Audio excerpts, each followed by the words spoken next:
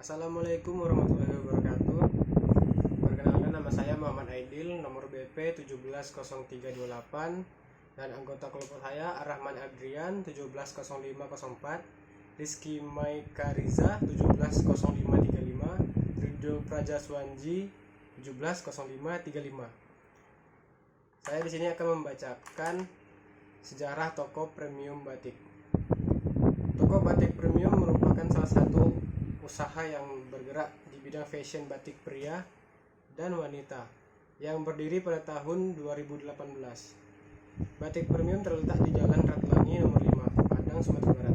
Toko batik premium menjual berbagai jenis batik, mulai dari pakaian seperti kemeja pria, gamis wanita, kebaya wanita, batik couple, dan bahan kain motif batik. Stok barang pada toko batik ini langsung didatangkan dari kota Solo dan Pekalongan, karena kota Solo dan Pekalongan merupakan kota penghasil batik di Indonesia. Teknologi dalam usaha bisnis, yaitu yang pertama software pengolah data. Softwarenya adalah Microsoft Excel. Teknologi yang digunakan pada toko batik ini masih menggunakan Microsoft Excel untuk mengelola data dan penjualan stok serta pembuatan laporan. Yang kedua, mesin EDC atau Electronic Data Capture, yaitu sebuah alat untuk menerima pembayaran yang dapat menghubungkan antar rekening bank. Fungsinya. Assalamualaikum warahmatullahi wabarakatuh. Baiklah, saya akan melanjutkan presentasi mengenai perubahan menggunakan teknologi. Yang pertama, sebelum menggunakan teknologi ada beberapa hal yang kurang efektif atau efisien. Yang pertama, membuat karyawan kewalahan dalam mengolah data. Yang kedua, data mudah hilang. Yang ketiga, keamanan data yang tidak terjamin. Yang keempat, kurang efektifnya dari segi waktu dan tempat. Selanjutnya, setelah menggunakan teknologi, ada beberapa hal yang berubah. Yang pertama, pekerjaan karyawan merasa terbantu, mudah dalam mengolah data, keamanan data terjamin, data tidak mudah hilang. Selanjutnya, setelah menggunakan teknologi, ada beberapa hal yang berubah atau menjadi lebih baik. Yang pertama, pengolahan data menjadi lebih baik, pekerjaan karyawan merasa terbantu, keamanan data terjamin, waktu dan tenaga menjadi lebih efektif dan efisien, pembuatan laporan menjadi rapi dan tersusun. Selanjutnya, manfaat teknologi yang ada pada toko batik premium. Ada beberapa teknologi yang digunakan pada toko batik premium.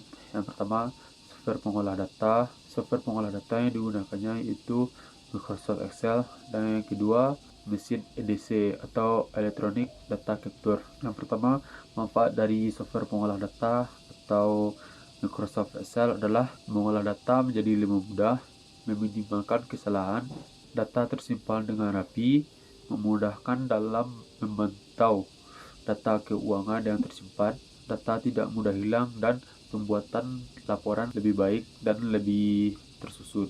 Selanjutnya itu manfaat dari mesin EDC atau Electronic Data Capture. Yang pertama, mempermudah pembayaran secara non-tunai. Yang kedua, penghematan waktu. Dan yang ketiga, keamanan dalam transaksi. Pembahasan selanjutnya yaitu akan dibahas oleh Rizky Maikariza. Baiklah, saya akan membacakan presentasi yang selanjutnya. Dampak negatif teknologi. 1. Software pengolah data atau Microsoft Excel. Pertama, itu seringnya terjadi redundansi data atau pengulangan data yang sama. Yang kedua, kurangnya fitur dalam pengolahan data. 3.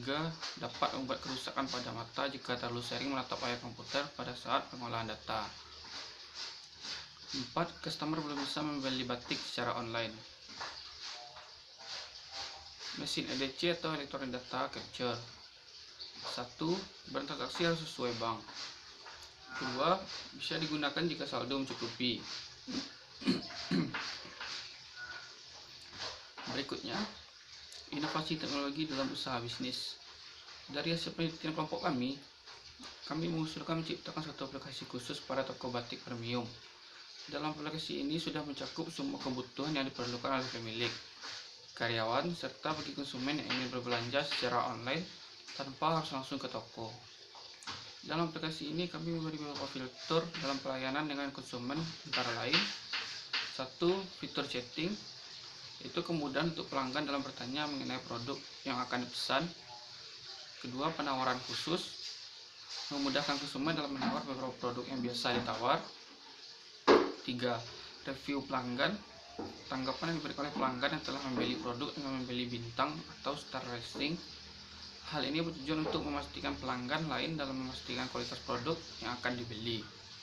Berikutnya notifikasi, pemberitahuan kepada konsumen adanya produk yang baru hadir serta adanya promo pada produk. Berikutnya foto, video, dan informasi produk. Pelanggan bisa melihat dengan jelas produk yang mereka sukai disertai dengan deskripsi atau informasi produk. Berikutnya tombol pencarian atau search, memudahkan pelanggan untuk mencari produk yang mereka inginkan dan adanya fitur memfilter produk.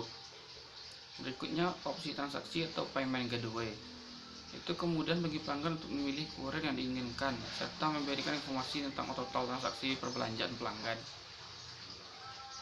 Berikutnya keranjang belanja dan customer login, kemudahan bagi pelanggan untuk menampung barang-barang yang akan dibeli. Selain keranjang belanja customer login sangat penting untuk mencatat segala hal yang berhubungan dengan pelanggan seperti riwayat pembelian, pemesanan, tagihan, dan lain sebagainya. Berikutnya itu fitur keamanan. Ini sangat penting guna menjamin keamanan bagi pelanggan yang berbelanja dengan menjaga informasi personal pelanggan. Itulah sekian dari saya. Sekian, terima kasih.